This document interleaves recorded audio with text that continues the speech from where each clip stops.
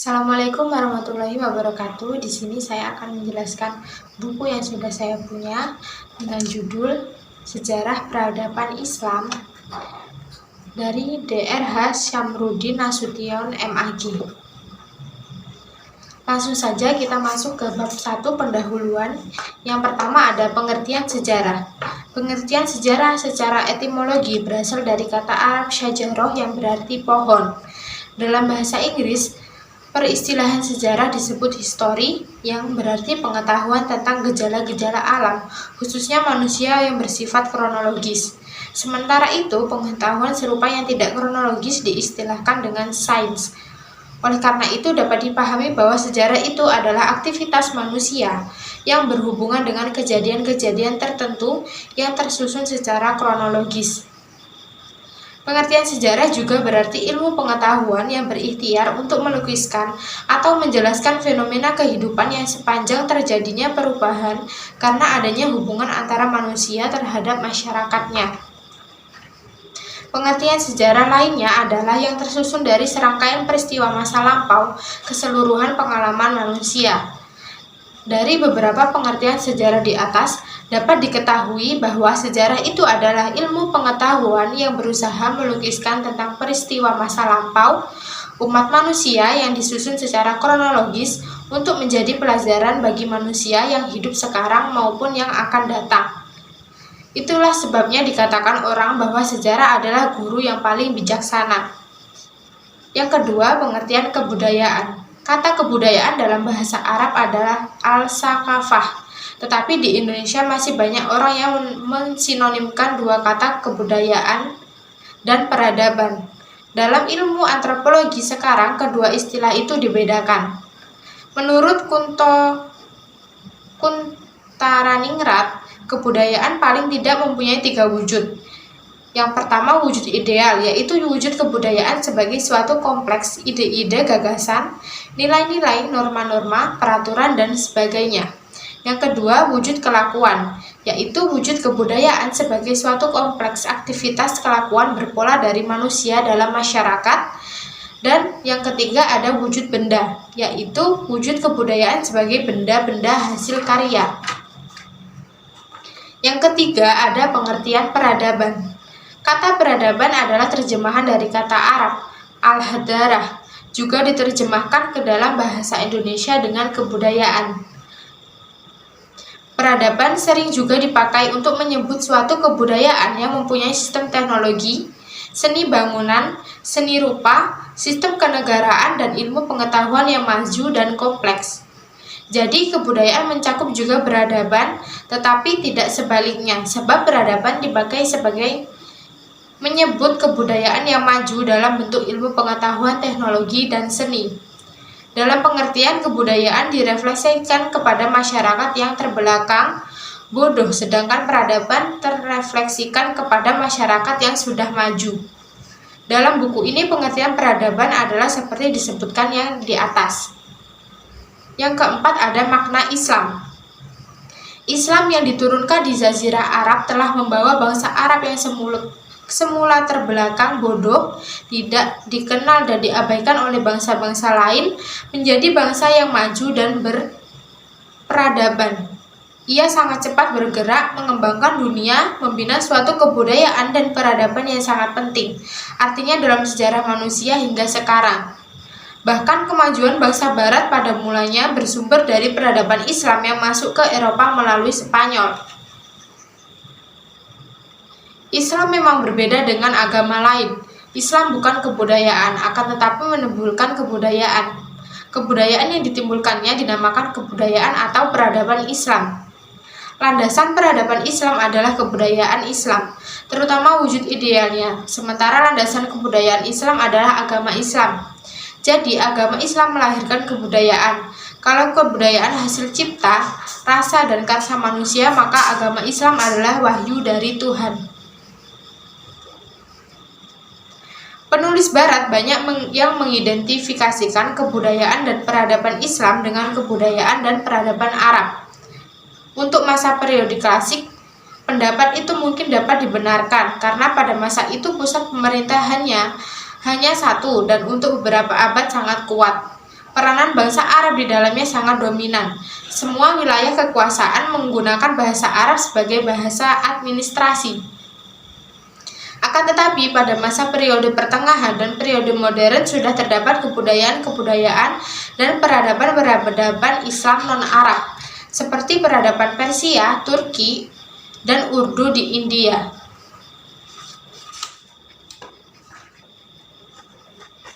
Yang kelima, periode sejarah peradaban Islam. Menurut Nauruzaman Siddiqi, sejarah peradaban Islam dibagi menjadi 3 periode. Yang pertama, periode klasik, dimulai kurang lebih 650 sampai 1258 Masehi. Yang kedua, periode pertengahan, jatuhnya Baghdad sampai ke penghujung abad ke-17 Masehi.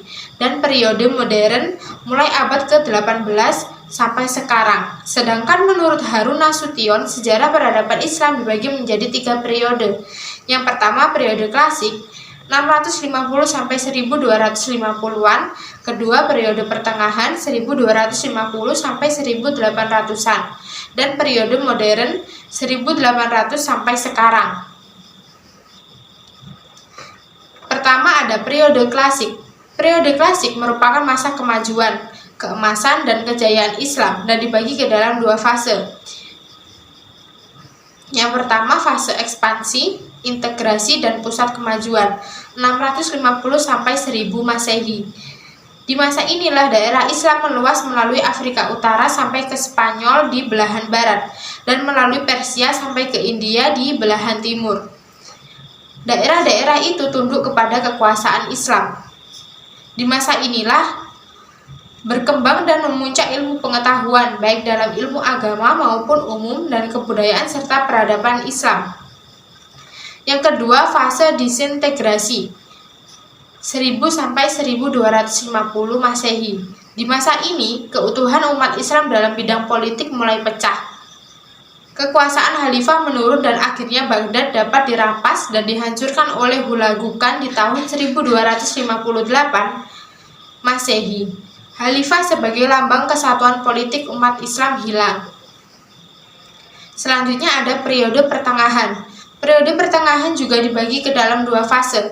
Yang pertama, fase kemunduran 1250 sampai 1500 Masehi. Di masa ini desentralisasi dan desintegrasi bertambah meningkat. Perbedaan antara Sunni dan Syiah dan juga antara Arab dan Persia bertambah nyata kelihatan.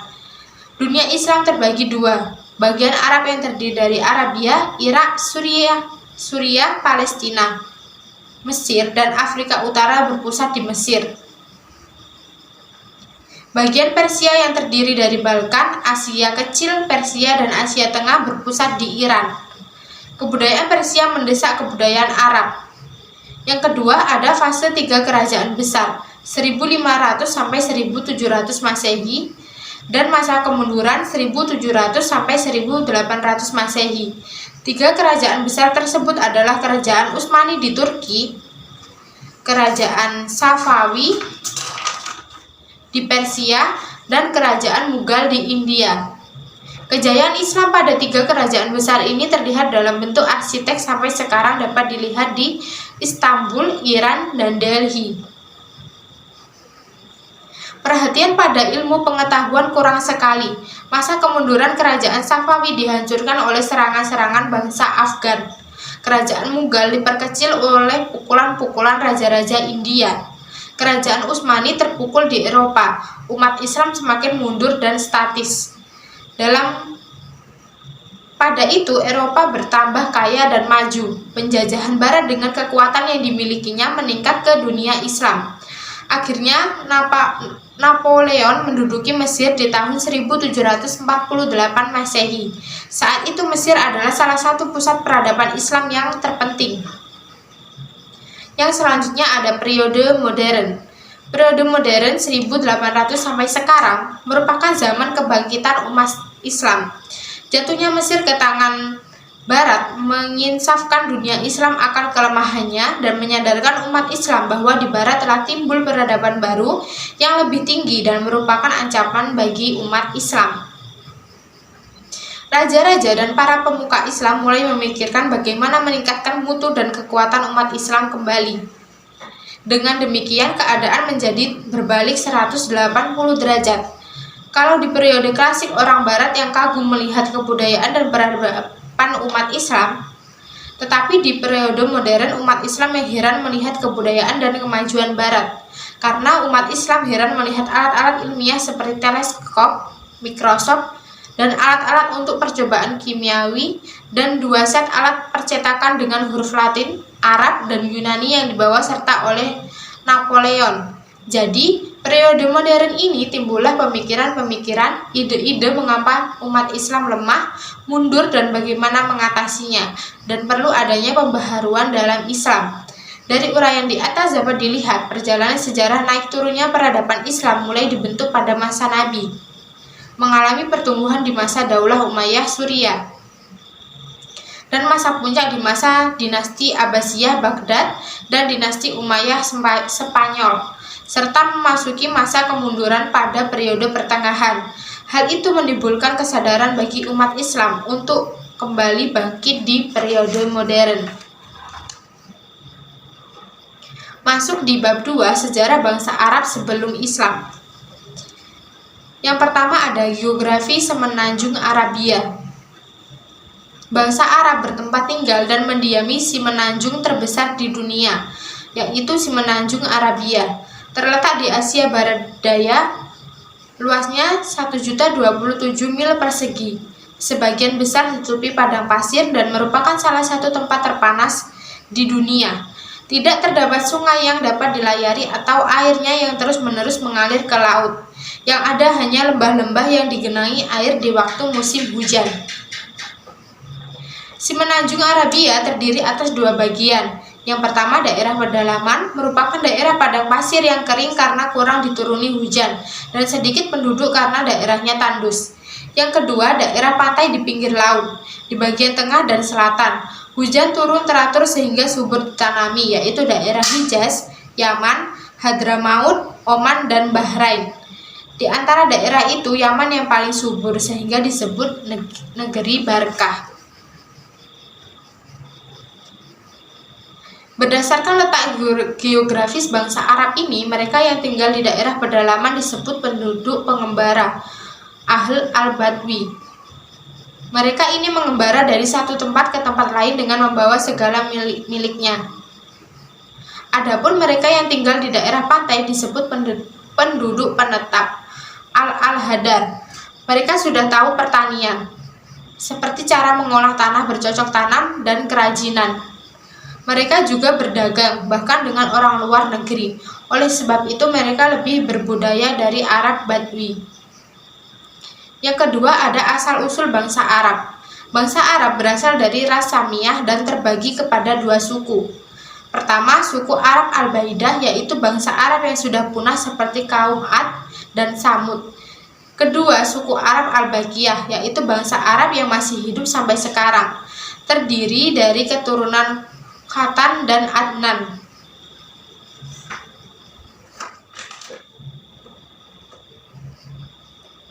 Adapun kaum Samud diutus Allah kepada mereka Nabi Soleh dengan membawa mukjizat seekor unta dengan janji bahwa minuman mereka dan minuman untuk unta dibagi bergiliran hari. Tetapi mereka menyembelih unta dan memakan dagingnya. Maka kemurkaan Allah datang kepada mereka dengan menimpakan sakit semacam penyakit kolera selama 3 hari lamanya. Hari pertama muka mereka pucat kuning, hari kedua berubah menjadi merah padam, dan hari ketiga jadi hitam, serta malamnya mereka mati bergelimpangan. Negeri asli keturunan Khatan adalah Arabia Selatan. Di antara mereka ada yang muncul menjadi raja seperti Raja Yaman, Raja Sabak, dan Raja Himyar. Adapun keturunan Adnan, mereka disebut sebagai Arab Musta'ribah, artinya percampuran antara darah Arab asli yang mendiami Mekah dengan darah pendatang, yaitu Nabi Ismail alaihissalam. Yang ketiga ada flora. Hasil utama Jazirah Arab adalah kopi, kurma, sayur-sayuran, dan buah-buahan. Yang paling terpenting diantaranya adalah kurma. Tidak dapat dibayangkan bagaimana kehidupan di padang pasir tanpa kurma. Buahnya menjadi bahan makanan pokok, bijinya ditumbuk untuk makanan unta, dan batangnya dapat dijadikan bahan kayu bakar. Di Hijaz dan sekitarnya, Yastrib adalah penghasil kurma yang banyak sampai sekarang masih seperti itu dan sebaliknya. Daerah peranian yang paling subur adalah Yaman dan Syam, Syria. Maka tidak mengherankan bila kedua kota itu menjadi pusat perjalanan dagang orang-orang Quraisy dari Makkah di masa jahiliyah. Yang keempat ada fauna.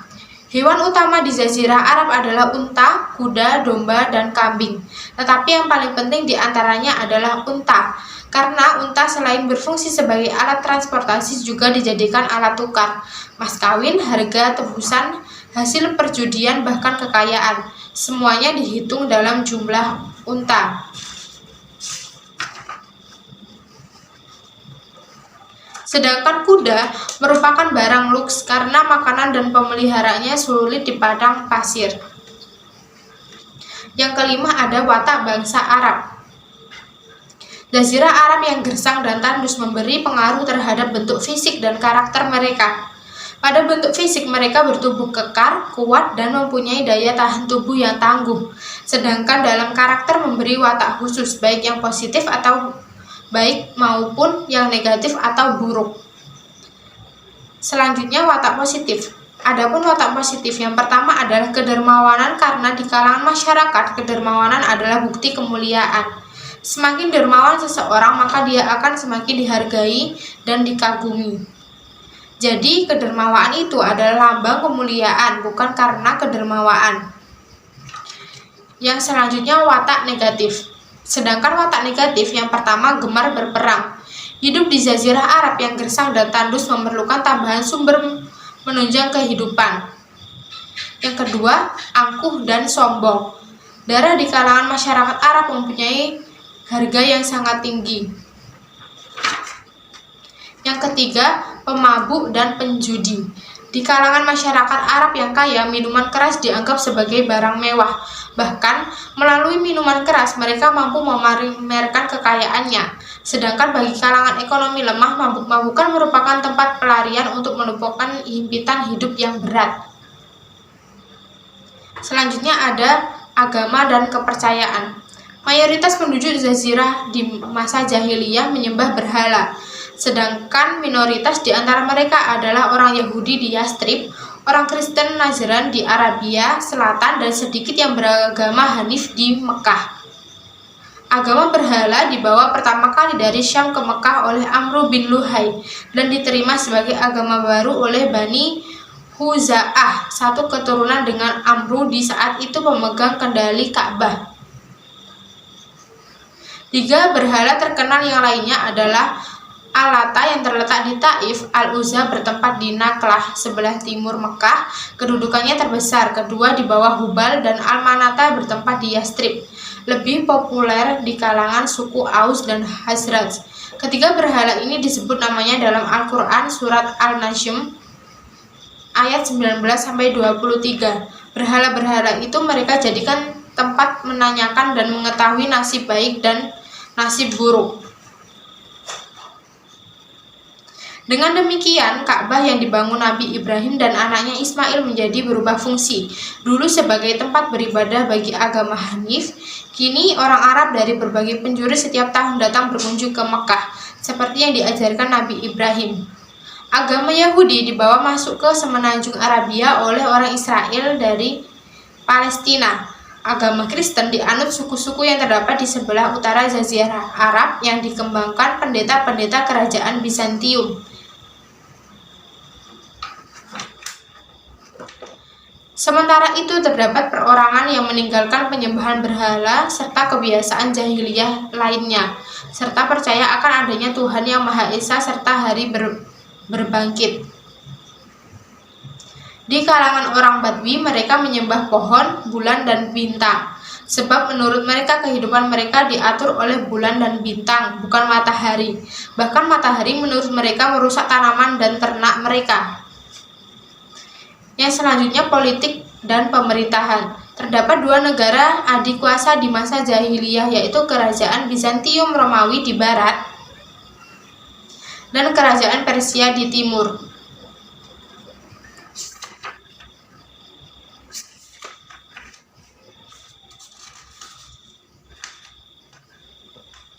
Yang selanjutnya ada ekonomi.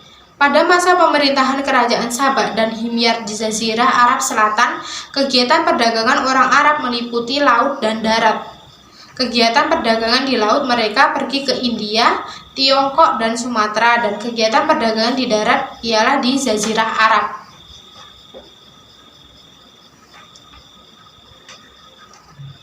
Terdapat 4 tempat perdagangan orang Quraisy, yaitu ke utara dan selatan. Mereka pergi ke Syam dan Yaman, kemudian ke barat dan timur. Mereka pergi ke Habsyi dan Persia, sedangkan pusat perdagangan mereka berada di Mekah. Di Yaman pada musim dingin, hafilah dagang bangsa Arab membawa minyak wangi, kemenyan, kain sutra, kulit senjata, rempah-rempah, cengkeh, palawija, dan lain-lain. Di antara barang-barang tersebut ada yang dihasilkan di Yaman, ada pula yang didatangkan dari Indonesia, India, dan Tiongkok. Adapun barang-barang perdagangan terpenting dalam jalur perdagangan timur barat. Hafilah dagang Arab membawa rempah-rempah dari Habsyi untuk diperdagangkan di Persia. Juga mereka berdagang mutiara di Persia yang dikeluarkan dari Selat Persia. Selanjutnya ada sosial budaya. Kaum wanita memiliki posisi yang paling jelek dibanding wanita lain di dunia ketika itu. Mereka dianggap sebagai benda mati yang tidak mempunyai hak apapun, termasuk hak untuk dihormati. Seseorang bisa mengawini wanita berapapun dia suka dan dapat menceraikannya kapan saja dia mau. Bila seorang ayah diberitahu bahwa anaknya yang lahir seorang wanita, dia sedih bercampur marah. Kadang-kadang bayi wanita itu dikubur hidup-hidup. Kehidupan yang keras dan menantang mendorong mereka untuk memiliki anak laki-laki saja. Walaupun begitu, tidak semua perempuan mereka bunuh. Lembaga perkawinan tidak teratur. Wanita boleh menikah lebih dari seorang suami atau poliandri. Sedang wanita bersuami memperbolehkan suaminya berhubungan dengan wanita lain untuk memperoleh keturunan. Ibu tiri kadang-kadang dikawini anak tirinya. Saudara laki-laki terkadang mengawini saudari perempuannya. Gadis-gadis nakal terbiasa pergi ke daerah-daerah pinggiran untuk bersenang-senang dengan laki-laki lain. Wanita tidak memiliki hak waris baik dari suaminya, ayah maupun keluarganya. Memiliki hamba sahaya menjadi salah satu ciri masyarakat Arab. Mereka memperlakukan hamba sahaya secara tidak manusiawi, karena mereka memiliki hak penuh atas hidup matinya, fisik maupun mentalnya.